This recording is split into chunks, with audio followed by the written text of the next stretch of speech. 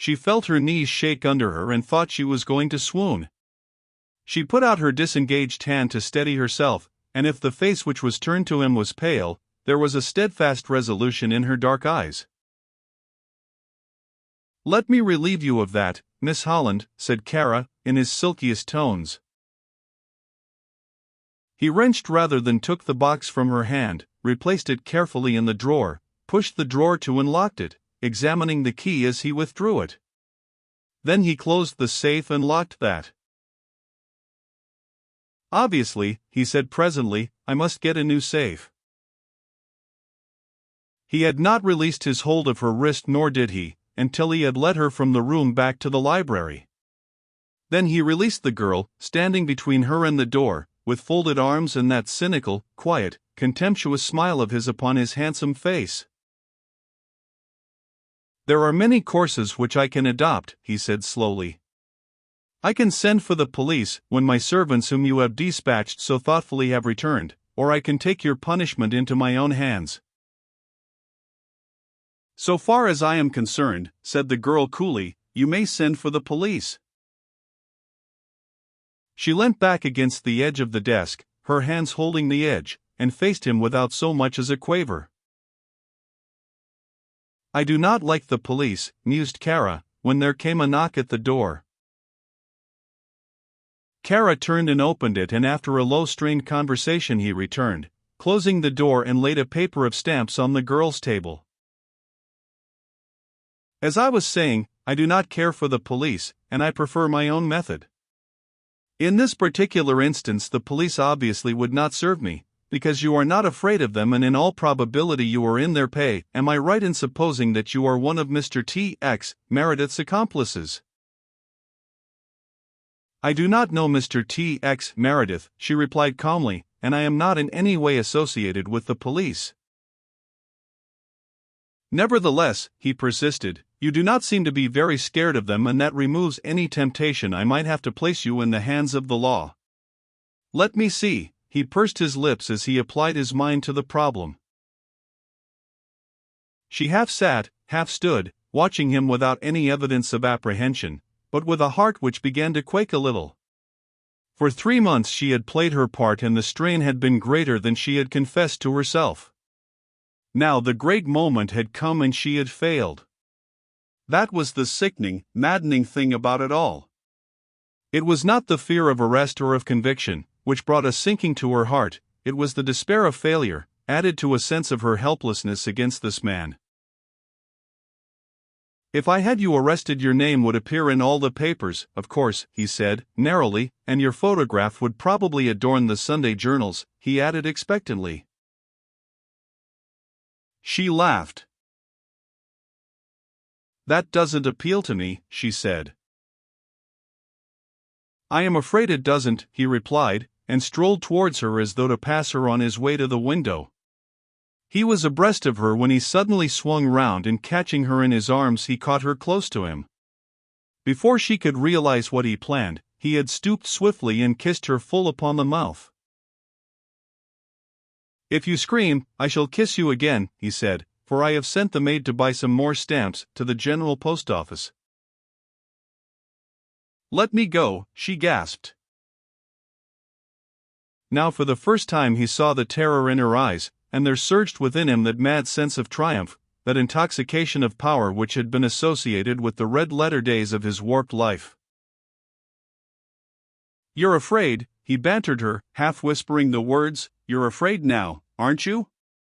If you scream I shall kiss you again, do you hear?" "For God's sake, let me go," she whispered. He felt her shaking in his arms, and suddenly he released her with a little laugh, and she sank trembling from head to foot upon the chair by her desk.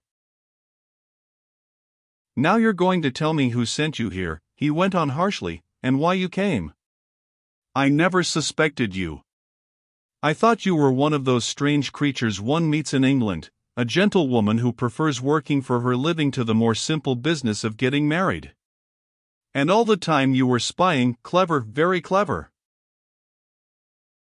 The girl was thinking rapidly.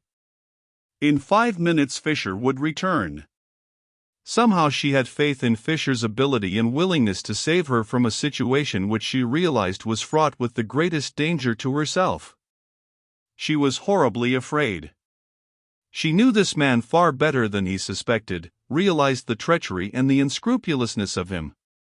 She knew he would stop short of nothing, that he was without honor and without a single attribute of goodness.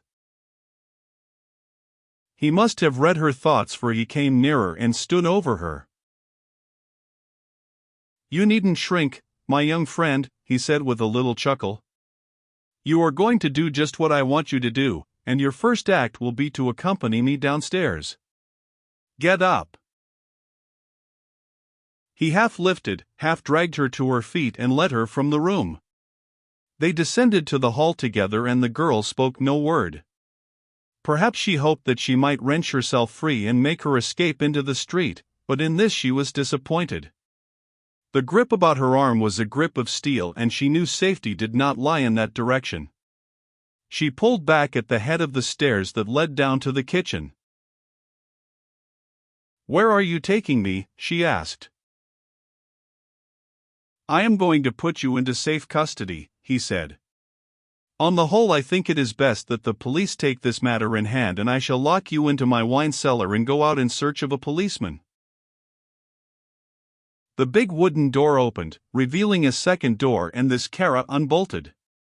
She noticed that both doors were sheeted with steel, the outer on the inside, and the inner door on the outside. She had no time to make any further observations, for Kara thrust her into the darkness. He switched on a light. "I will not deny you that," he said, pushing her back as she made a frantic attempt to escape. He swung the outer door to as she raised her voice in a piercing scream, and clapping his hand over her mouth held her tightly for a moment. "I have warned you," he hissed. She saw his face distorted with rage. She saw Kara transfigured with devilish anger, saw that handsome, almost godlike countenance thrust into hers, flushed and seamed with malignity and a hatefulness beyond understanding, and then her senses left her and she sank limp and swooning into his arms.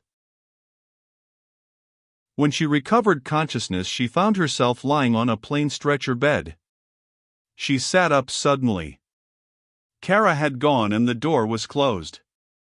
The cellar was dry and clean, and its walls were enameled white. Light was supplied by 2 electric lamps in the ceiling. There was a table and a chair and a small washstand, and air was evidently supplied through unseen ventilators.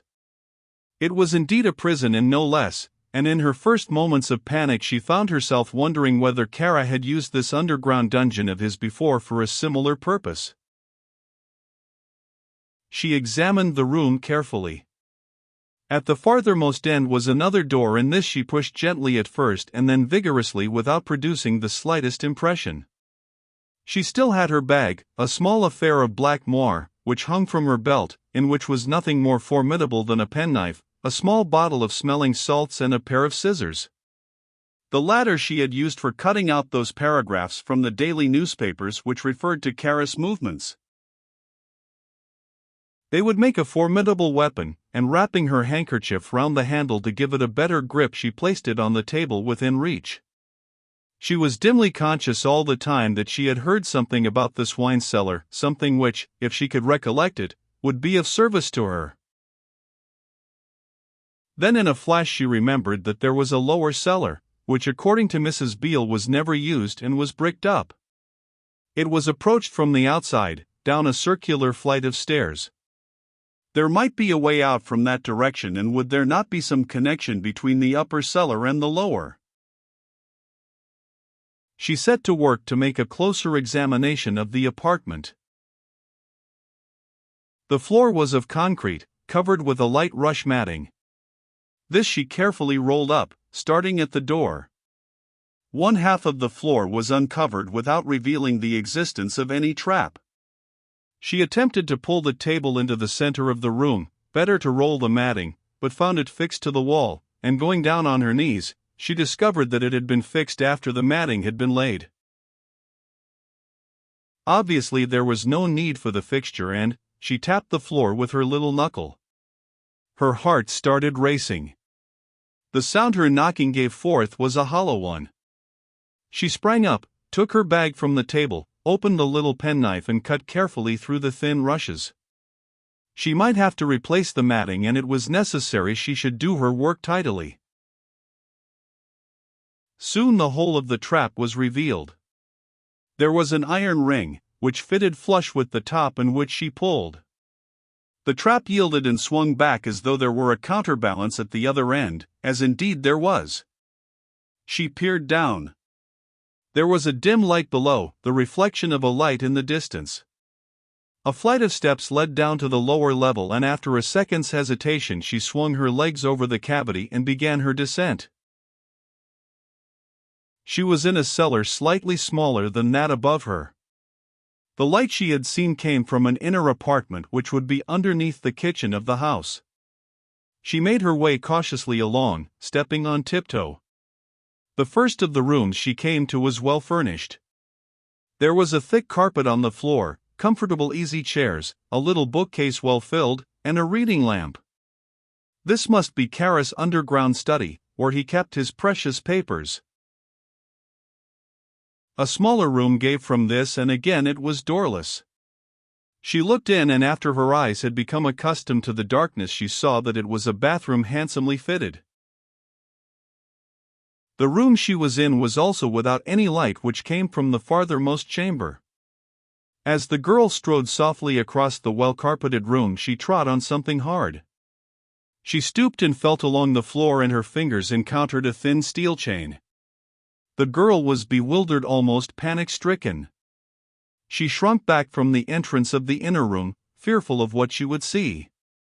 And then from the interior came a sound that made her tingle with horror.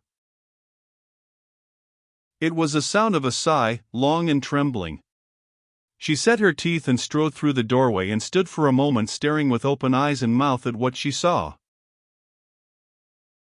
"My God," she breathed, "London. In the 20th century.